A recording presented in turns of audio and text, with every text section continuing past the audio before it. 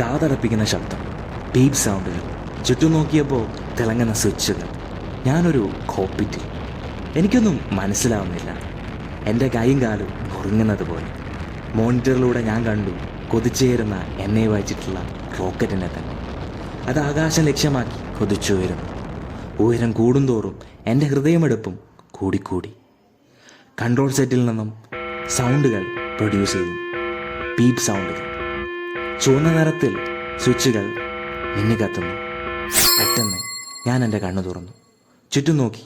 ഞാൻ എൻ്റെ ബെഡ്റൂമിൽ. അപ്പോൾ ഞാൻ ആ സത്യം തിരിച്ചറിഞ്ഞു. ഞാനൊരു സ്വപ്നത്തിലായിരുന്നുവെന്ന്. Dreams feel real while we are in dum.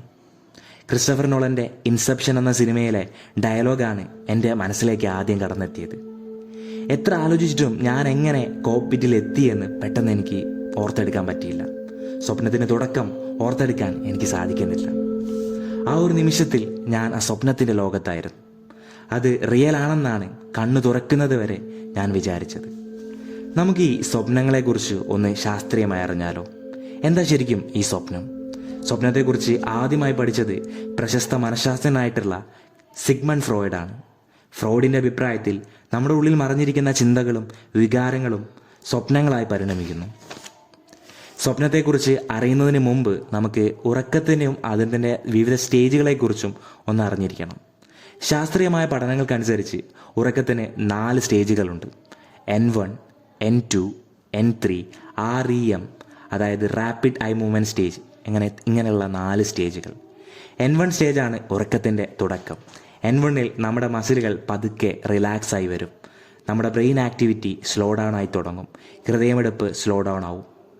ഈ സമയം പെട്ടെന്ന് ശബ്ദമോ മറ്റോ ഉണ്ടായാൽ നമ്മൾ പെട്ടെന്ന് ഉണരും.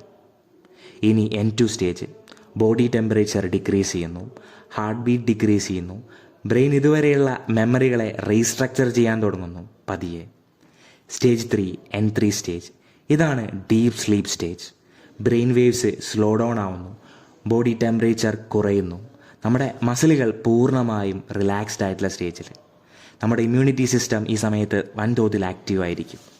ഇനി റാപ്പിഡ് ഐ മൂവ്മെൻറ്റ് സ്റ്റേജ് എന്ന അവസാന സ്റ്റേജ്, REM. ഈ സ്റ്റേജിലാണ് നമ്മൾ സ്വപ്നങ്ങൾ കാണുന്നത്. നമ്മുടെ മൈൻഡിൽ അറിഞ്ഞും അറിയാതെയും എത്തിയ ഡാറ്റകളുടെയും ഇന്നർ ഇമോഷൻ്റെയും റിഫ്ലക്ഷനാണ് ശരിക്കും പറഞ്ഞാൽ സ്വപ്നം. ഈ സമയത്ത് ഹാർട്ട് ബീറ്റ് കൂടും. നമ്മുടെ കണ്ണിലെ കൃഷ്ണമണികൾ നമ്മുടെ ഐലിഡുകൾക്കിടയിൽ ഇങ്ങനെ മൂവ് ചെയ്തുകൊണ്ടിരിക്കും. അതുകൊണ്ടാണ് ഇതിന് റാപ്പിഡ് ഐ മൂവ്മെൻറ്റ് എന്ന് പറയുന്നത്.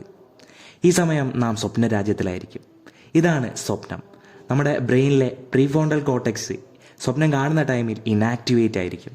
അതുകൊണ്ടാണ് നമുക്ക് നമ്മുടെ സ്വപ്നങ്ങളിൽ പൊതുവെ ലോജിക്ക് ഉണ്ടാകാത്തത്. ഞാൻ തുടക്കത്തിൽ പറഞ്ഞ എൻ്റെ സ്വപ്നവും ഇതുമൂലമാണ്. Dreams feel real while we are in dum.